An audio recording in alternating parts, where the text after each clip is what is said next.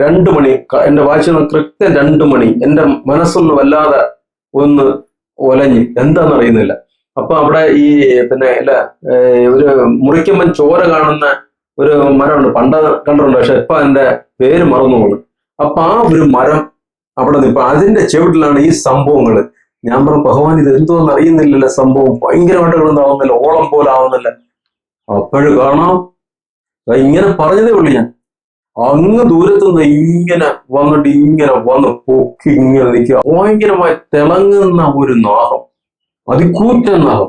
ഇത് എന്നെ ഏറ്റവും കൂടുതൽ അത്ഭുതപ്പെടുത്തിയാൽ, ഒരിക്കലും ഒരു പാമ്പ് ഇങ്ങനെ കുഴിയിലോട്ട് ഇങ്ങനെ ഇറങ്ങിപ്പോവില്ല. പക്ഷെ ഞാൻ നോക്കുമ്പോ ഈ നായിങ്കണയാന്ന് തോന്നുന്നു, അതങ്ങണ്ടാന്ന് തോന്നുന്നു. അതിന്റെ ചെവിട്ടില് ഈ തിടില് കോരിയിട്ടുണ്ട്, ഇങ്ങനെ തിടില്.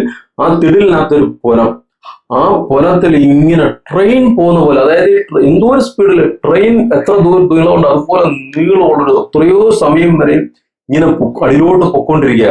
ഞാൻ അവിടെ നിന്ന് ഒന്നേ പ്രാർത്ഥിച്ചു, ഞാൻ അല്ലാതായിപ്പോയി, ഞാൻ വിറങ്ങളടിച്ചു പോയി. ഞാൻ പറയാം, ഭഗവാനെ, ഞാൻ ചെയ്തത് തെറ്റ്, എൻ്റെ അമ്മ മാപ്പാക്കണം. എന്നെ ഈ കാണിച്ചത് ഒരു മനുഷ്യനെ ഇനി ഇത് കാണിക്കരുത്. എന്റെ ചെവിയിൽ സർപ്പം തേണ്ടി ആൾക്കാർ മരിച്ചെന്ന് കേൾക്കാൻ ഇടവരുത്തരുത്.